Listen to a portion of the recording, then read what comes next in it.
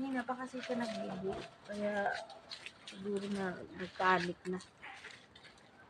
Lang. Ito.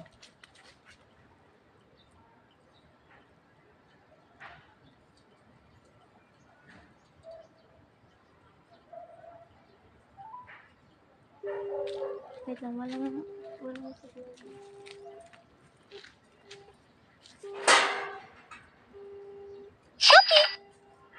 Well, pangasahin nyo na lang sa kanya kasi kung nagmamadali siya, siyempre magsusunod Sabi pa niya rin ba? dito. Sabi niya ba? Hindi kasi pagka ganyan ma'am kasi, yung mga nagdo-double book, kung sino ang mauna dyan.